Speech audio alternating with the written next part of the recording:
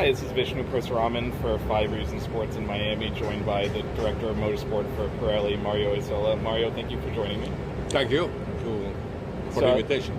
So, as I mentioned, we're a Miami-based network, so first question I have to ask, how's Miami treating you? How have you enjoyed your time here? Absolutely. I was here before, and I have to say that it's always a pleasure to come back here. The city is fantastic. I believe the organizer did a great job here to transform a stadium in a circuit, so it's really great, and happy to be here. Today we had a fantastic qualifying, and hopefully tomorrow we have a fantastic race. Yeah, so talking about your background a little bit, I know you've been with Pirelli 26 years, I believe. So can you talk about how you started as a driver, actually, and how you kind of progressed to now where you're the Director of Motorsport? Yeah, I was employed as a test driver in 1996, so a lot of time ago. And then I was happy to have different experiences in a company as a designer for road tires, and then I was in a small group at that time to design winter tires. But my dream was to be in motorsport, because when I was a child, almost a child, I was 12, I started to race with go-kart. I did 10 years with go-kart, and then my dream was to be a Formula 1 driver. Then you realize that there are only 20 Formula 1 drivers, you are not in the list. So I try to stay connected to motorsport in some way. I started to study mechanical engineering, and then I had the opportunity to join Pirelli, and finally in 2000 also to join motorsport. At that time I was involved in GT racing. I was following the project with Maserati, the MC12, and then I moved to rally and finally to Formula 1. And Formula 1 is clearly the pinnacle of motorsport, so happy to be in Formula 1. Okay, so this race is kind of in between two European stops. There's Imola and then Spain after. How difficult logistically is it to get everything over here just for one race and then to take it back to Europe?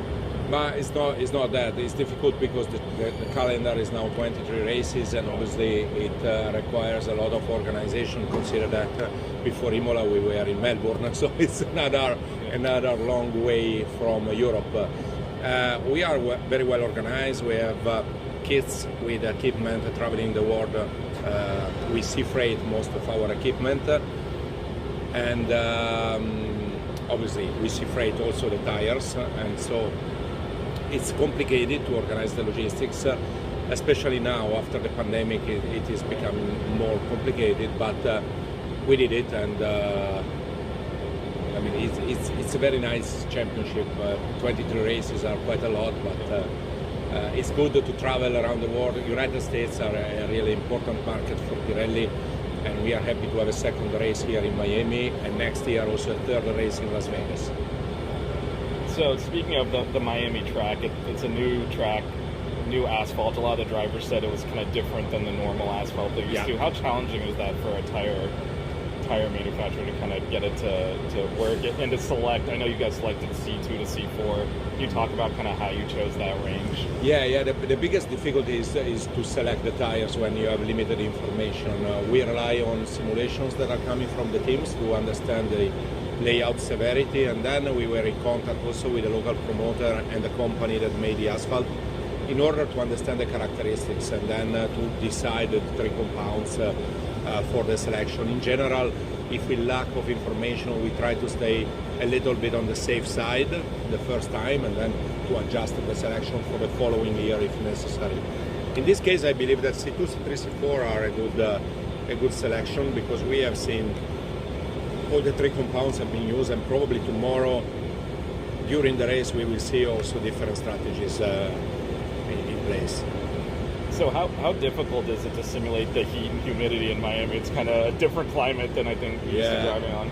It is difficult. Consider that each year we have to freeze the product for all the year, so we cannot change the tires during the year. So we always try to design a tire that is the best compromise, considering that we are racing in Miami as well as in Spa or Monza or Bahrain. So you have complete different characteristics, not just about the weather, but also the circuit layout is different, the characteristic of the asphalt. Consider Monte Carlo. Monte Carlo is a very, very smooth asphalt, and the circuit is completely different from any other in the world.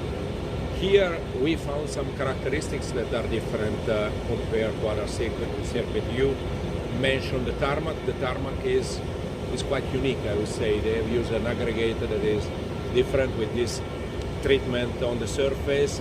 You have quite a high level of grip with a smooth asphalt. So that is not common, I would say. So in any circuit where we go, we discover something new. And then for tomorrow's race, what do you feel is the optimal tire strategy? We believe that 2 stops is probably the most likely strategy, and most of the cars will start on the medium compound to move on the hard compound for the second stint, and then you can finish the race with one of the 3 compounds, depending on what you have in your allocation and which lap you decide to make the pit stop, because it's also possible to have a last stint with a lighter car on the soft tire. But some teams today tested the hard compound, and I believe that the hard is a bit too slow for them. So I'm not surprised if tomorrow we have also strategies using the medium and the soft. Or if somebody could try a one-stop strategy that in terms of wear is a bit marginal, but starting on the medium and then moving on hard. Yeah, 2 more questions. One is in terms of there is a chance of rain. Do you have any data on the inters or the wets, or it's just going to be? No, we have data on the inter and the wet from Imola, okay. Because in Imola it was raining, so it was a good test. But well, we don't know what happened here in Miami. Honestly, we have no experience at all. But the teams know the intermediate and know the rain tire. I believe that the level of grip, also in wet condition, thanks to this high pressure water jet, is good also in wet condition. But we need to see what is going to happen. So a quick follow up on that: would you have liked to have had it rain one of these for at least one of the sessions, so you could kind of see the tires? I believe rain is making races always very interesting, and there is a higher possibility also for the engineers to make a mistake because they have no data at all. So maybe for the drivers it's a bit more tricky. Here it's a high-speed circuit and it's a straight circuit, so you have the wall very close to the circuit. And yeah, if it's raining, I don't know what to expect, honestly. They have just to be ready to react with a different strategy depending on the condition. That's the only thing they can do. Okay, and last question, hopefully an easier one. In terms of your visit to Miami, what was your favorite thing that you did here? My favorite thing here in Miami? Yeah, that you've done. I would like to have more time to visit the city, because unfortunately when you work you have to come on track very early and leave quite late in the evening. I remember Miami and Miami Beach when I came here for GT, and it was fantastic. I would like to spend one day at the beach and relax.